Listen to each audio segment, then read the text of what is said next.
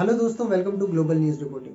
आइए आज बात कर लेते हैं इजराइल और फिलिस्तीन की। बहुत दिनों से हमने न्यूज़ में अपडेट नहीं दिया है कोई इजराइल और फिलिस्तीन का, लेकिन आप लोग जैसा कि जानते हैं लगातार इजराइल सारे सेटलमेंट्स अपने बढ़ाता चला जा रहा है।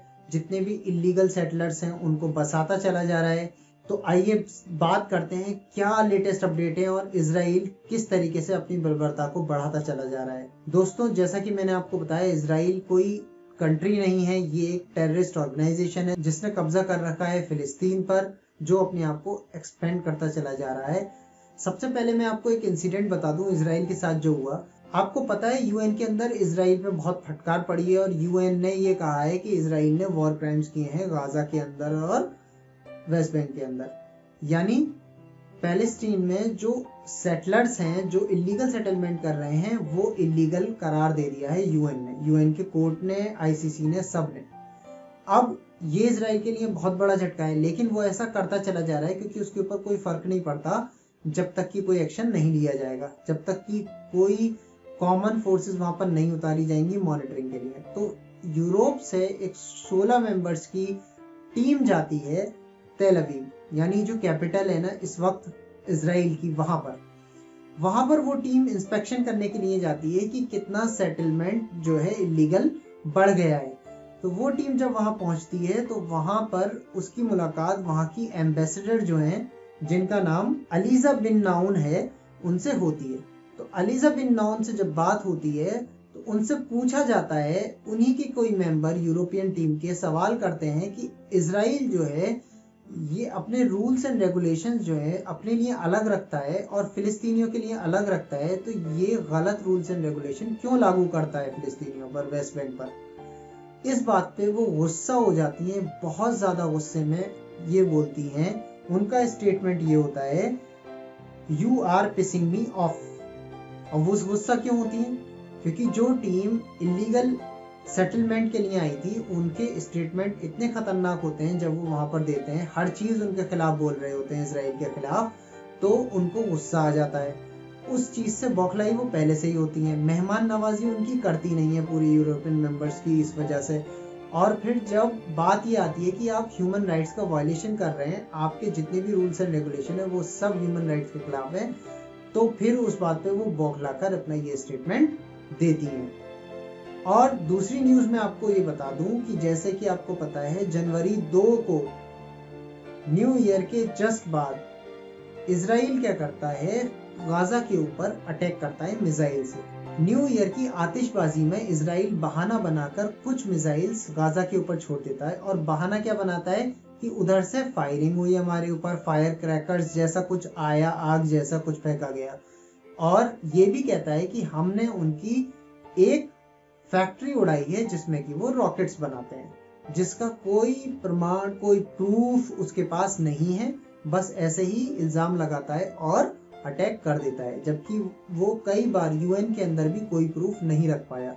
अभी तक जो उसने अटैक किए थे, जो मई में उसने गाजा के ऊपर अटैक किया है, अपने जवाब में जो उसने गवाही दी है उसका कोई प्रूफ वो नहीं रख पाया है अभी तक। दूसरी तरफ इजराइल क्या कर रहा है, इजराइल अपनी टैक्टिक्स हर तरफ फैला रहा है। वेस्ट बैंक के अंदर इजराइल ने सारे गांव, बरखा गांव वगैरह और सारे जो विलेजेस हैं वहां के, सब सफाया करने शुरू कर दिए। उसने सेटलर्स को वहां बसाना शुरू कर दिया है। एक और तरफ अगर हम बात करें गोलन हाइट्स की तरफ, जहां पे कि रेस्ट्रिक्टेड है, कोई कंस्ट्रक्शन नहीं हो सकता, और जेरूसलम में भी रेस्ट्रिक्टेड है, कोई कंस्ट्रक्शन नहीं हो सकता। तो जेरूसलम के अंदर आज की ही न्यूज लेटेस्ट में आपको दे रहा हूँ कि बहुत धड़ल्ले से बहुत ऊंची ऊंची बिल्डिंग्स का कंस्ट्रक्शन इजराइल कर रहा है। कौन से एरियाज में? जेविश एरियाज में। और दूसरी तरफ पार्क के नाम पर डिस्ट्रक्शन करता चला जा रहा है मुस्लिम एरियाज और क्रिश्चियन एरिया में।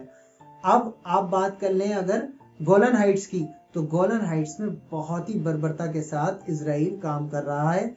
उसने क्या किया, सबसे पहले सीरिया को एक कदम पीछे हटाया। कैसे? सीरिया ने रशिया के S-400 अपने बॉर्डर पे लगा रखे हैं। दोस्तों, ये बहुत बड़ी न्यूज है और बहुत खतरनाक न्यूज है कि हुआ ये है कि रशिया के जो S-400 है वो फेल कर दिए इजराइल ने। उसको कैसे फेल किया? एक रेंज होती है जिस रेंज में चिड़िया उड़ती हैं और भी जो बर्ड्स हैं वो उस रेंज में उड़ती हैं, तो उस रेंज में वो इफेक्टिव नहीं होती मिसाइल्स, ताकि इन चीजों पर भी वो एक्टिवेट ना हो जाए। तो इसराइल ने क्या करा, नीची रेंज पर अपने प्लेन्स को लेकर आया और S-400 मिसाइल्स पर दाग दी, और भी जगह पर उसने अटैक किए। एक अटैक यहाँ पर गोलन हाइट्स पर उसने किया और पीछे धकेला सीरिया को, और इलीगल सेटलमेंट्स अलाउ कर दिए गोलन हाइट्स के अंदर, और 35,000 घर बनाने जा रहा है इसराइल गोलन हाइट्स में। दूसरी तरफ आप देखिए, एक सी पोर्ट है सीरिया का, सीरियन पोर्ट ऑफ लताकिया जिसको बोला जाता है, उसके ऊपर भी उसने अटैक किया प्लेन से जाकर।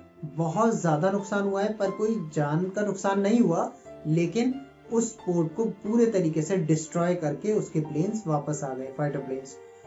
अब यहाँ पर आप दूसरी तरफ देखिए कि गोलन हाइट्स की तरफ से अटैक किया, जहां पे कि S-400 को फेल किया, और सारी कंट्रीज को एक ये तरीका मिल गया। इंडिया ने अभी S-400 खरीदे थे, अब इंडिया के S-400 को फेल करने का तरीका पाकिस्तान को मिल गया। पाकिस्तान ने भी अपना एंटी मिसाइल सिस्टम चाइना से बाय कर रखा है, उसका भी इसी तरीके से बाईपास किया जा सकता है।